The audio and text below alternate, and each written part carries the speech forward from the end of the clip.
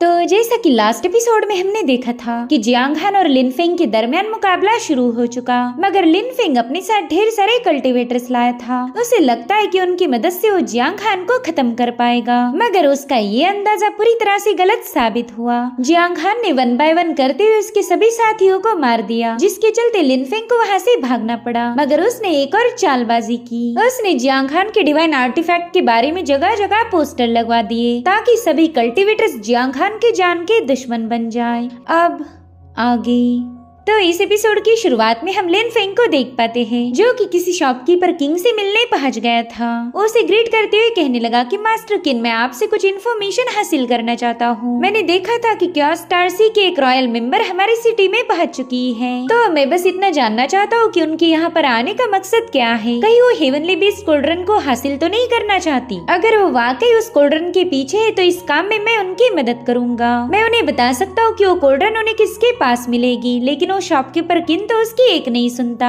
इसलिए लिन फेंग ने तुरंत ही उस बंदे के सामने रिश्वत पेश की, जो देखो बंदा भी अब मना नहीं कर सकता था। वो तुरंत ही उस पाउच को एक्सेप्ट करते हुए लिन फेंग को बताने लगा कि हाँ, केओस स्टार सी की एक बंदी यहाँ पर आई है, लेकिन उस लेडी को एंशिएंट बीस्ट कोल्ड्रन नहीं चाहिए। ऐसे मामूली आर्टिफैक्ट तो उन्हें बिल्कुल भी पसंद नहीं आते। वो तो यहाँ इसलिए आई थी ताकि वो अनब्लेमिश सोल बॉडी को ढूंढ पाए। उसे पता चला कि हाल ही में वो बॉडी इस सिटी में अवेकन हुई। वेल, इस अनब्लेमिश सोल बॉडी को इमैक्युलेट सोल बॉडी भी कहा जाता था, और लिन फेंग को पता है कि ऐसी बॉडी बस जियांग हान की सिस्टर के पास है। बस एक दिन पहले ही उसने अपनी इमैक्युलेट सोल बॉडी का यूज करते हुए मास्टर जिंग को खत्म कर दिया था।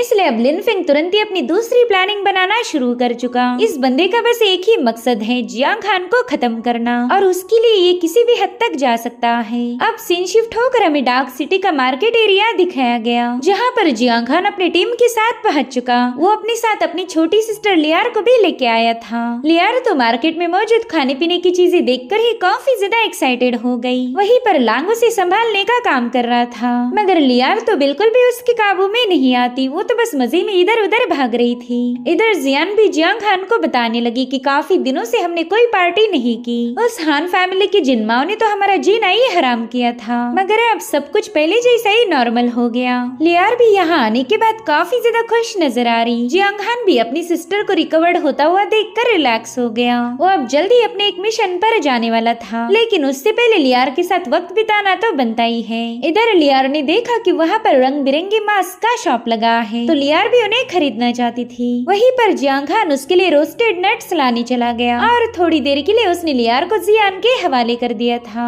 वो अच्छे से जानता था कि उसकी सिस्टर लियार उसके दोस्तों के साथ काफी ज्यादा सेफ है। सभी लोग मास्क खरीदने में बिजी थे कि उतने में वहाँ पर आतिशबाजी होने लगी। इस खूबसूरत फायरवर्क्स को देखकर ही सभी लोग काफी ज्यादा खुश हो गए, और तभी वहाँ पर एक मास्क पहना हुआ बंदा पहुंच जाता है। उसने देखा कि इन सबका ध्यान फायरवर्क्स पर है, तो इसी का फायदा उठाते हुए उसने सीधे लियार को अपने कब्जे में ले लिया। बस एक ही सेकंड के अंदर वो बंदी वहाँ से गायब हो चुकी थी। इधर जियान देखते कि लियार तो वहाँ पर है ही नहीं, जो देखकर ही लोग काफी ज्यादा परेशान हो गए। वो तुरंत ही लियार को जोर जोर से आवाजें देने लगे, मगर लियार का उन्हें कोई रिस्पॉन्स नहीं मिलता। तब तक जियांग हान भी अपनी सिस्टर के लिए रोस्टेड नट्स लेकर वापस आ गया। तभी जियान ने आकर उसे लियार के लापता होने की खबर दी। इसलिए ये लोग तुरंत ही स्प्लिट होकर उसे जगह जगह ढूंढने लगे। डार्क सिटी का हर एक कोना कोना इन्होंने छान मारा, मगर लियार का उन्हें कोई पता नहीं मिल रहा था, जिसके चलते सबके सब काफी ज्यादा परेशान थे। वहीं पर जियांग हान ने अपने परसेप्चुअल विजन को एक्टिवेट कर दिया। इसकी मदद से वो लियार की ऑरा को ट्रेस कर सकता था,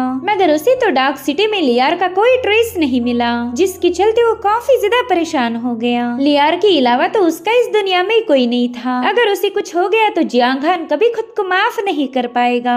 अब अगली सीन में हम देख पाते हैं कि ये लोग क्लाउड ड्रीम पवेलियन में वापस आ चुके हैं। हॉल मास्टर लिन ने भी जियांग हान की सिस्टर को ढूंढने के लिए अपने ढेर सारे कल्टीवेटर्स काम पर लगा दिए। वो इन सभी को तसल्ली देते हुए कहने लगी कि हमारे लोग हेवनली फॉक्स माउंटेन रेंज का कोना कोना छान मारेंगे। इतना ही नहीं, सेवन फ्रेंड मैनर के मास्टर वांग भी हमारी मदद करेंगे। उनका इंटेलिजेंस नेटवर्क तो काफी ज्यादा स्ट्रॉन्ग है, इसलिए मुझे पूरा यकीन है कि लियार उन्हें मिल ही जाएगी। तुम लोग बिल्कुल भी फिक्र मत करो, मेरे ख्याल से वो बंदी बस इधर उधर चली गई होगी। तभी लांग बताने लगा कि लियार काफी ज्यादा समझदार है, वो कभी भी हमें छोड़कर नहीं जाएगी। उसे अच्छे से पता है कि हम लोग परेशान हो जाएंगे, इसलिए अब मुझे शक हो रहा कि लियार को किसी ने किडनैप किया है। वहीं पर शुबिंग भी लांग की बातों से पूरी तरह से अग्री थी। वो कहने लगी कि हेवनली बीस्ट कोल्ड्रन के बारे में ऑलमोस्ट सभी को पता चल गया।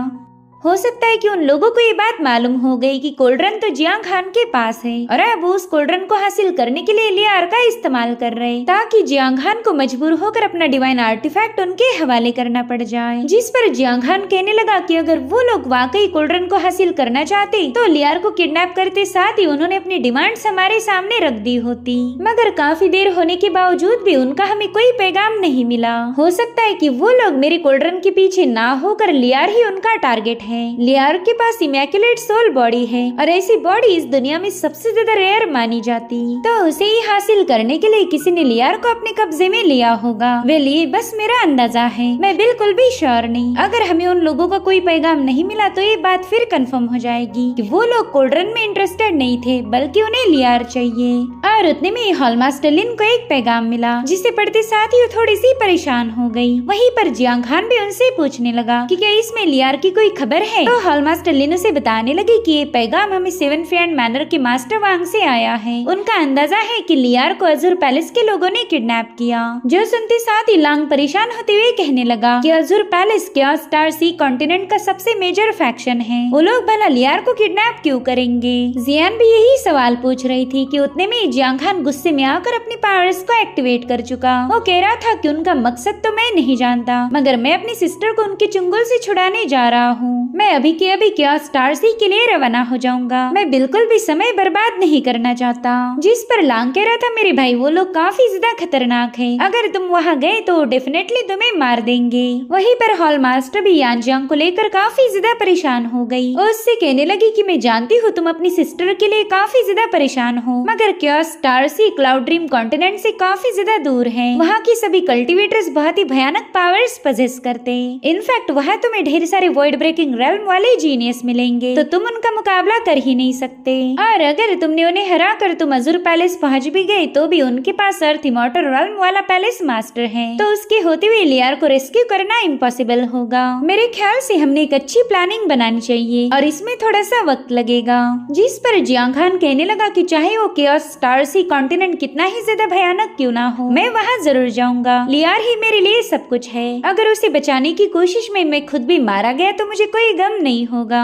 एटलीस्ट मैं अपने पेरेंट्स से किए हुए वादे को पूरा करूंगा। वहीं पर जियान और लांग भी उसके साथ जाने के लिए तैयार हो गए, मगर जियांग खान अपने दोस्तों की जान खतरे में नहीं डालना चाहता था। उनसे कहने लगा कि तुम लोग मेरे साथ नहीं आ सकते, अगर वहाँ तुम्हें कुछ हो गया तो फिर इसका जिम्मेदार मैं रहूंगा और मैं ये गिल्ट वाला बोझ नहीं उठा सकता, इसलिए प्लीज यहीं पर रुक के मेरा इंतजार करो। जिस पर जियान इमोशनल होकर बताने लगी कि तुमने लियार को मेरे पास रखा था और मैं ही उसे प्रोटेक्ट करने में फेल हो गई, इसमें मैं भी पूरी तरह से जिम्मेदार हूँ, तो प्लीज मुझे अपने साथ ले चलो। लियार को रेस्क्यू करने से मुझे भी थोड़ा सा सुकून मिल जाएगा। वहीं पर शुबिंग भी जियांग खान को यही समझा रही थी कि लियार हमारे लिए भी फैमिली जैसी है, इसलिए हम भी तुम्हारे साथ आएंगे और वैसे भी स्टार सी में अकेले जाने से खतरा और ज्यादा बढ़ जाएगा। अगर हम सब एक साथ रहे तो कई सारे ओपोनेंट्स को हरा सकते हैं। वहीं पर लांग भी जियांग खान के सामने काफी ज्यादा रिक्वेस्ट करने लगा, तो फाइनली जियांग खान भी ना चाहते हुए उनकी बात मान जाता है। वो कह रहा था कि कल सुबह ही हम केओस स्टार सी के लिए रवाना हो जाएंगे। अब ये लोग अगले ही दिन की प्लानिंग बनाई रहे थे कि तभी वहाँ पर एक बंदा पहुँच गया।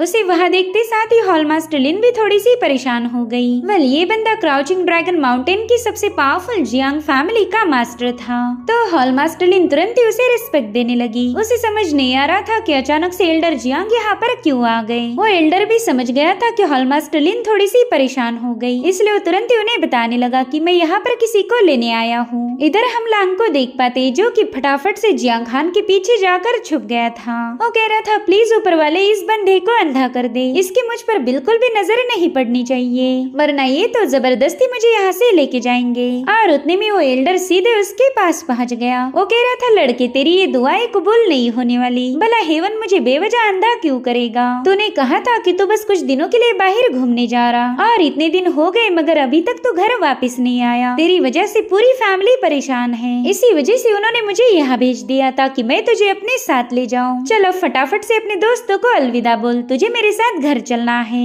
मगर लांग तो बिल्कुल भी उनके साथ नहीं जाना चाहता था, इसलिए वो तुरंत ही उन्हें मस्का मारते हुए कहने लगा कि अंकल आप इतनी दूर मुझे लेने क्यों आए? अब तो आपकी उम्र हो गई, मेरे ख्याल से आपने बस आराम करने पर ध्यान देना चाहिए। आप एक काम कीजिए, आप यहाँ से चले जाए और मैं कल ही यहाँ से रवाना हो जाऊंगा। जिस पर वो एल्डर गुस्से में कहने लगे कि लड़के तू मुझे उल्लू नहीं बना सकता, मैं जानता हूँ कि मुझे यहाँ से भगाने के बाद तू भी गायब हो जाएगा, इसलिए मैं आज तो तुझे अपने साथ लेके ही जाऊंगा। तेरी वजह से हमारी पूरी फैमिली परेशान है। बस कुछ ही दिनों में शुई के साथ तुम्हारी शादी होगी और तुम हो कि यहाँ पर मजे कर रहे। अगर तुमने शुई के साथ शादी नहीं की तो हमारी फैमिली की इज्जत मिट्टी में मिल जाएगी। जिस पर लांग कहने लगा कि शादी से ज्यादा इम्पोर्टेंट दोस्त होते हैं। मैं अपने दोस्त जियांग खान के साथ जाने वाला हूँ, जब तक उसकी सिस्टर लियार नहीं मिलती मैं वापिस नहीं आऊंगा। और आप भी मेरी एक बात कान खोल कर सुन लीजिए, आप मुझ पर कोई जबरदस्ती नहीं कर सकते। अगर शुई के साथ शादी करनी है तो कोई बात नहीं, मगर उसमें थोड़ा सा वक्त लगेगा, इसलिए अब मैं चाहता हूँ कि आप जल्दी से यहाँ से दफा हो जाएं। मगर उसके अंकल कहाँ ही उसकी सुनने वाले थे। वो कह रहे थे लड़के शादी से ज्यादा इम्पोर्टेंट कुछ भी नहीं, आफ्टर ऑल ये हमारी जियांग फैमिली की इज्जत का सवाल है। अब अगर तुम चुपचाप से मेरी बात मान जाओ तो शायद मैं तुम्हारी पिटाई नहीं करूँगा, वरना काम तो तूने मार खाने वाले किए हैं। जो सुनकर ही बेचारा लांग हार मान लेता है। वो समझ गया कि चाहे वो कितनी ही कोशिश क्यों न कर ले, उसके अंकल उसकी बात नहीं सुनेंगे। और वैसे भी लांग को सबसे ज्यादा डर मार खाने से लगता है, इसीलिए अब उसे ना चाहते हुए एल्डर की बात माननी पड़ गई। वहीं पर एल्डर जियांग हॉल मास्टर लिन से परमिशन लेने लगे। वो कह रहे थे कि मैं लांग को अपने साथ ले जाना चाहता हूँ। तो मास्टर लिन ने भी उन्हें हैप्पी जर्नी विश किया, जिससे तो बेचारे लांग का दिल टूट जाता है। बस हॉल मास्टर लिन ही उसे बचा सकती थी, लेकिन अब वो भी पीछे हट गई। साथ ही लांग को काफी ज्यादा बुरा लग रहा था कि वो अपने दोस्त की मदद नहीं कर पा रहा, इसलिए वो जियांग खान से माफी मांगते हुए कहने लगा कि मेरे भाई मैं तुम्हारे साथ आना चाहता हूँ, मगर मेरे अंकल धुलाई करने में माहिर है, इसलिए मुझे उनकी बात माननी पड़ेगी। तब तक एल्डर जियांग ने वहाँ पर एक टेलीपोर्टेशन एरिया ओपन कर दी थी, जो कि सीधे उन्हें क्राउचिंग ड्रैगन माउंटेन पहुँचा देगी। तो अब लांग ने जाने से पहले जियांग खान को बता दिया कि अगर उसे मदद की जरूरत पड़े तो बस एक पैगाम भेजो और मैं अपनी जियांग फैमिली के किसी न किसी जीनियस को तुम्हारी मदद करने भेज दूंगा। और अब लांग के वहाँ से जाने के बाद शुबिंग हैरान होकर कहने लगी कि लांग तो वाकई जियांग फैमिली का मेंबर है। लांग की हरकतें देखकर तो ऐसा बिल्कुल नहीं लगता कि वो इस पावरफुल फैमिली से बिलोंग करता होगा। जियांग फैमिली तो हमारे कॉन्टिनेंट की सबसे स्ट्रॉन्गेस्ट फैमिली में से एक है और हॉल मास्टर लिन ये बात पहले से ही जानती थी। वो कहने लगी कि लांग यहाँ पर क्यों आया था ये तो मैं तुम्हें नहीं बता सकती, क्योंकि ये जियांग फैमिली का पर्सनल मैटर है। मगर जब तुम्हारी लांग से दोबारा मुलाकात होगी तब तुम खुद ही उससे पूछ लेना, शायद अब लांग तुमसे कुछ भी नहीं छुपाएगा। साथ ही साथ वो जियांग खान को बता रही थी कि तुम्हें अपने सफर में काफी ज्यादा केयरफुल रहना पड़ेगा। अगर कोई भी मुसीबत आ जाए तो बस हमें एक पैगाम भेज दो। तो अब इस तरह से ये तय हुआ कि ये लोग सवेरे क्योस स्टार सी के लिए रवाना हो जाएंगे। और अब हमें थोड़ी देर बाद की कहानी दिखाई गई। रात के समय जियांग खान अकेले क्योस स्टार सी की तरफ निकल पड़ा था। टियानी उससे कह रही थी कि तुम तो अपने दोस्तों को धोखा दे रहे हो, उन्हें तुम्हारी वजह से बहुत ज्यादा तकलीफ होगी। जिस पर जियांग खान कह रहा था कि मेरे लिए उनका सेफ रहना काफी ज्यादा जरूरी है। पता नहीं क्योस स्टार सी में हमें कौन से खतरों का मुकाबला करना पड़े, तो मैं अपने दोस्तों की जान पर बाजी नहीं लगा सकता। और इसी के साथ एपिसोड यहीं पर एंड हो जाता है। Thank you so much for watching. Bye bye, take care.